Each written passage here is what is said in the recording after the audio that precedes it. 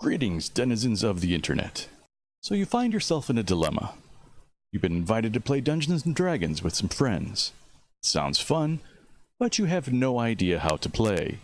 No doubt the reason for this is because you've wasted your youth, studying for college entrance exams, mowing lawns, and volunteering at community hospitals. I hope you've learned your lesson. Nevertheless, the savvy barbarian has your back. Today I'm going to show you how to play Dungeons & Dragons, even if you've never played before. I'm going to show you one trick, one thing to look at, that I think is by far the most important part of playing Dungeons & Dragons. Learn this one trick and you'll do fine.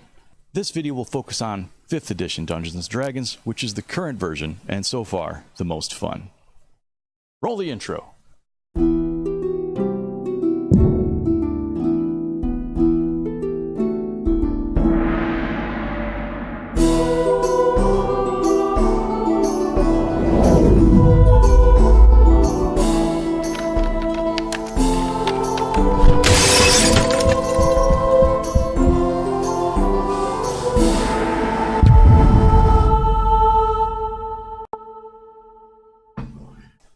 My name is Brian Carey, and I am the Savvy Barbarian.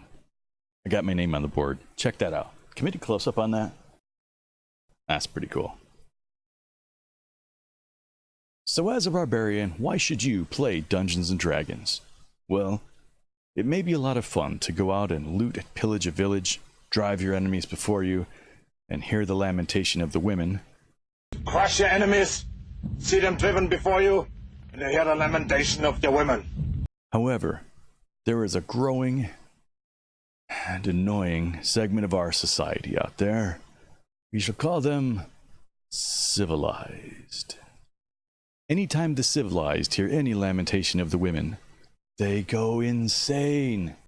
It's better to actually just play Dungeons & Dragons, live out the craziness that you want to do in the game world, and let the civilized people have their way for now.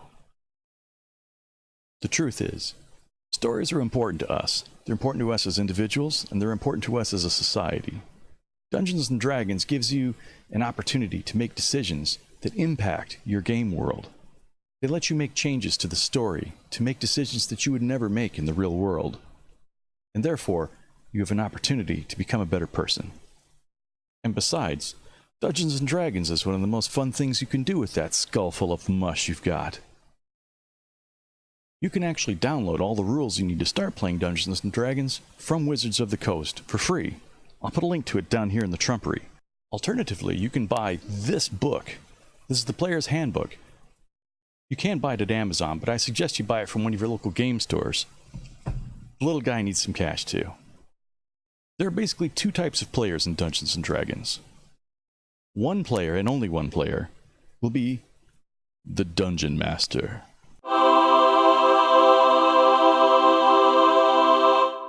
There can be only one. The Dungeon Master's job is to create the world that the other players will traverse and interact with. He sets up the narrative. He sets up the characters that the other players aren't playing. Everyone else who is not a Dungeon Master is a player. The player's job is to run one character. That's it. The Dungeon Master isn't sure what things the players will do. He only builds the world. He doesn't do any interacting with it like the players do. So it's a collaborative story between the Dungeon Master, who creates the base of the world and acts as the referee and the arbiter of the rules, and the players, whose job it is to do all the things and run all the quests and kill all the monsters. Each player controls a character, which is a person in the game world. All of the players' characters together form a party. Not that kind of party. That's better. In this video, I'll work with you on becoming a good player. Experience is a good teacher, and you'll get better with time. However, having some good instruction up front helps out immensely and helps everybody to have a good time. We'll work on tutelage for the Dungeon Master in another set of videos. There are 3 main pillars in the D&D experience. First of all, social interaction. Social interaction can be difficult. especially if you're addicted to one of these silly spy bricks and don't spend any time actually building leadership skills or interacting with people in any way. Social interaction are the things that you do as players and your characters as they interact with the other non-player characters in the game world. But it's also the interaction that you have with the fellow players in your party. This can be challenging. The second pillar of Dungeons & Dragons is exploration. Traversing a haunted house, plumbing through a dungeon, foraging through a haunted forest. Do you interact with anything? Do traps go off? Does anything else happen to you? Do you pick up subtle clues the Dungeon Master is sending your way? Exploration is a topic we're going to deal with in another video. The third pillar of Dungeons & Dragons is, of course, combat. Combat is where you see people roll dice all the time. It's not the only place dice are rolled, but it's a lot. A great deal of the player's handbook is dedicated to how to run combat. Combat itself can be complicated, and we'll cover that in detail in another video. Never one to back away from a challenge, the Savvy Barbarian today is going to drag you through social interaction. There's one trick that you need to know above all the rest to help you with your social interaction, to decide what, as a character, you're going to do. This is a character sheet. Everyone who's playing a character in Dungeons & Dragons will have one. This page attempts to spell out all the fundamental and distinguishing characteristics of your character. This is who you will play. It's not necessarily you, but it is who you're going to play in the game world. You can play yourself, but you could also take a break from yourself and play someone else completely different. When you sit down to play D&D for the first time, I strongly suggest you don't do it. Do not create your own character. You could take the time and create your own character, but it's not a lot of fun, at least not at the beginning, not the first time that you're playing. Reasons not to roll a character sheet the first time you play Dungeons & Dragons include, but are not limited to, creating your own character is boring and nigh incomprehensible. You take all kinds of time writing down numbers in places. You don't know why you're writing them down where, why that's important, or what effect that will have on the game, because you've never played before. After you've played the game a few times and you understand what the numbers mean and what the numbers do, it'll all make a lot more sense. In the meantime, it's a lot of numbers, and it makes no sense, and it's stupid. The second reason you shouldn't create your own character the first time you play is, it is time-consuming. I mean, let's face it, you've heard Dungeons & Dragons is fun. You got together with your friends. You actually sat down your Google Spy Brick and you've decided to have a good time. And then an hour goes by, writing numbers down in fields. It feels like you're doing your taxes. This is terrible. Third reason not to do this is just too much work. You don't want to do any of this stuff. You just want to kill some monsters, slay some bad guys, vanquish some foes, see justice is done, serve truth right in the American way, that sort of thing. And the fourth reason you should not make your own character sheet the first time you play Dungeons & Dragons is, it is boring and incomprehensible. Let me tell you what, not fun. The first time you drag somebody through, and I've made this mistake as a dungeon master, we said, let's all sit down. What do we do first? I know, we're all going to make characters. Almost had people in tears. It's not fun. They think it's all going to get worse from there. It's the worst part of the game. Now what's going to happen later is, you'll play the game, you'll have a great time, and you'll get an idea. Here's a hot tip. Do not make Wolverine. For some reason, everybody starts off with the idea, I'm going to make Wolverine. It doesn't work out good. There's no adamantium claws in Dungeons & Dragons. I don't think there's even adamantium now that I think about it. There's definitely no 3-second healing or any of this nonsense. You can't do it. It's a lousy idea. Sure, Wolverine appears to be some bad dude, but at the end of the day, all he does is really get beat up a lot. He's about the most useless X-Man there is. He's just a punching bag. That's not who you want to be. The closest thing to Wolverine you're going to make is a character with bad hair. Once you've played a bit, you'll get the itch to make your own character. And you'll get an idea for a character. And you'll say, hey, I want to roll my own character. I've got an idea for a character that I think would be really cool to play. By all means, go ahead and roll your own character. It'll be great after you've played a couple of times and you know where all the numbers go and what all the nonsense and Tommy rot is on all the math. In the meantime, skip it. But Brian, you say, I thought you said that everyone needed a character sheet. Well, you do. Lean on your dungeon master for this. He's going to know you're a first-time player, and he'll have a few extra character sheets laying around. Discuss this with him or her in advance. Make sure they know you're not bringing a character sheet to the table. Dungeon Master will roll up a few for you. He can probably do it in less than 10 minutes. With you, it'll take an hour. And it's boring and incomprehensible. So now you have your pre-made character, you sit down with your friends, and you're ready to go. So the Dungeon Master will begin your session by describing the scene and the setting that you're in. All good tales start in a tavern, but your Dungeon Master can actually start your story anywhere that he wants. For example, you and your party may be following a gentle street downhill toward the village of Devonshire. You can see the town further down the mountain in the distance. As you travel through the trees, enjoying the greenery, hearing the call of the wild birds, you start noticing more and more occasional homes off in the distance. As you walk down the path, eventually you come to a pair of children, an older girl and a younger boy. The girl cries out to you, "Help us! Help us! We've been locked out of our house! Mommy and Daddy are down in Devonshire. We weren't supposed to go outside, but we went outside. My little brother's puppy slipped out the window and we went outside and we got locked out and we're hearing something in the woods and something. Please help us. What will you do? Please, we need to get back inside." And then the Dungeon Master asks the question, "What do you do?" "I know exactly what we should do. We shall ask the children's permission to have them follow us, go to the city of Devonshire, find the nearest constable, and ask him to escort the children to their parents." "No, we shouldn't do any of that. We should set the children on fire and eat them for food. No, we should sell them to the drow. We'll sell them to the drow. Each of these children should bring us, who knows, 300, 400 gold pieces apiece." "Dude, we shouldn't do any of that stuff. We just go up to their house, we bust a window, we pop the lock and let them in. We're heroes, call it a day. What's the big deal?" So what do you do? I'm going to show you the trick.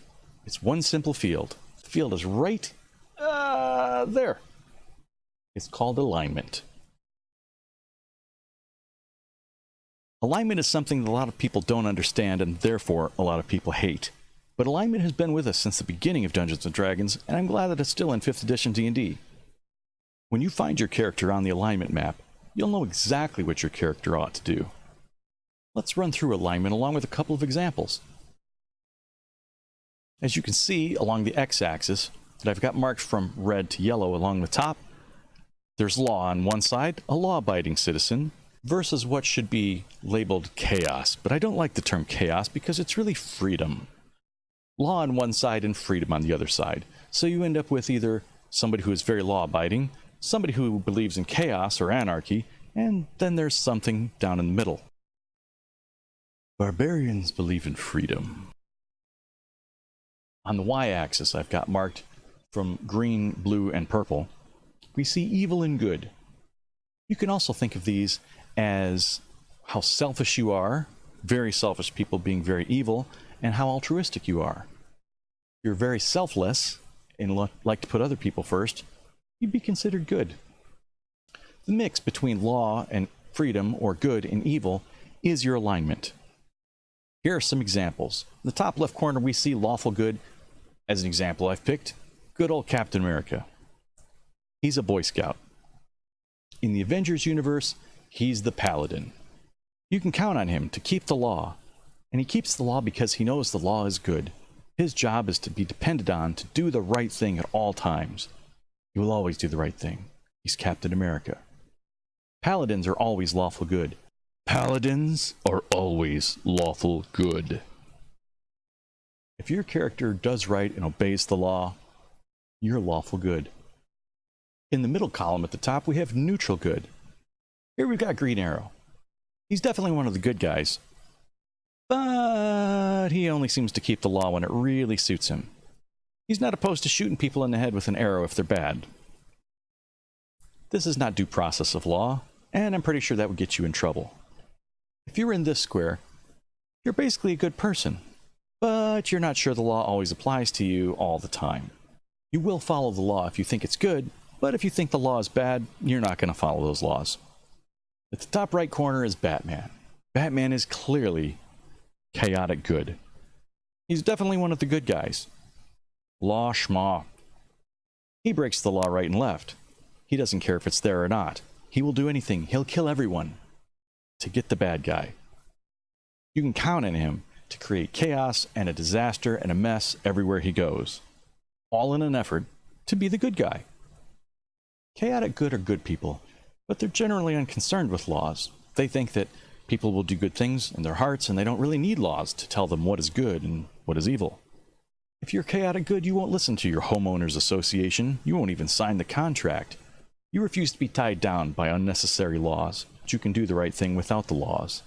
On the second row, we have Judge Dredd. Judge Dredd is lawful neutral. If you're lawful neutral, you uphold the law because you believe the law. That's it. You're not, like Judge Dredd, particularly good or particularly evil. But you've chosen a side, and you've decided to be on the side of the law, and you'll uphold the law like Judge Dredd does. Judge Dredd is judge, jury, and executioner. He will punish anybody who breaks the law, because the law comes first to him. It doesn't matter if the law is bad. It doesn't matter if the law is good. He just wants to uphold the law. That's his shtick. In the very center of the chart, we have true neutral. They're neutral between law and freedom. They're neutral between evil and good. I hate this square. Don't play true neutral. What a cop-out square. You're not doing anything particularly good. You're not doing anything particularly harmful. You don't necessarily keep laws. You don't necessarily break laws. You might be completely unaware of laws. It's kind of a cop-out square. Treebeard is here. He's basically the Switzerland of the Lord of the Rings trilogy. He doesn't really do anything. He's famous for saying, "I'm on nobody's side because nobody's on my side." Good for you. You're a tree. Don't be a tree. At the right side, we see Jack Sparrow. He's chaotic neutral. You can count on chaos and anarchy to reign wherever he goes. Sometimes he's very self-serving and does things for his own purposes. Sometimes he's altruistic and helps others. You can't really count on whether he's going to be good or evil, but craziness is going to follow. In the bottom right corner, we have Darth Vader. Lawful evil. You can count on him to be evil. He is bad, and he upholds the law, which is there to enforce him being bad. Darth Vader's job is to uphold the law and do evil. The law is there to be evil. It is a tool of his evil. This is where all the Hitlers and Pol Pots and despots and tyrants live. They create a system of laws for the purpose of doing evil. They think that order should reign. Order in their name no matter what happens. At the expense of all else, you will keep the law, and they're still evil. Proof that laws can be evil, as well as good. In the middle at the bottom, we have the Terminator. Terminator is neutral evil. He is clearly evil. There is no doubt that he is evil. But he's very unconcerned with laws. He's not there to break laws. He's not there to keep laws. He'll keep it if it helps him with subterfuge, if it helps him accomplish his goal, or he'll break the law if it's faster for him to accomplish his goal. All he's really concerned with is evil. So he's doing evil, but he doesn't care about the law one way or the other. He's not there to uphold it. He's not there to tear it apart. This is neutral evil. And finally, in the bottom right corner, we see the Joker. Chaotic evil. This character can be counted on to be evil, and can be counted on to flagrantly break every law they can shake a stick at. It may even be part of the fun to see how many laws that they can break and how much chaos they can cause. This is less actually about freedom from the sake of law versus freedom versus pure anarchy, pure chaos, trying to cause more evil and more problems through a lack of organization and a lack of order. So that one field, alignment, and figuring out where you live on the alignment map helps you figure out where your character should be, where your character should go, what your character should do. Alignment helps you understand your character's underlying motivations and teaches you what your character would do in any given scenario. If there's one thing you can lean into with how your character should behave, lean into alignment. So now, when the Dungeon Master asks you, "What do you do?" you'll remember, you're not playing yourself, you're playing a character. You know its alignment, you know exactly what he or she should do in that situation.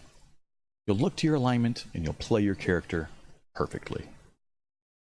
We'll cover other aspects of social interaction in other videos in this series. Hope you enjoyed today's video. You did enjoy today's video, didn't you? Please remember to give this video a thumbs up. It really helps a startup channel. Also, click the subscribe button if you haven't already, and click the little bell icon down in the trumpery to make sure you're notified of new videos when they come out. If you'd like to support this channel, I don't have a Patreon at this point. If you'd like to support me, feel free to purchase one of my books. I've got links down in the trumpery below. Just go to briancarrybooks.com and pick a couple of them up. The first book is free as an ebook, and if you buy both books in print, you'll put about $5 in my pocket. Thanks for watching. This is Brian Carey reminding you to be a scholar and a barbarian. Getting another one of those drinks.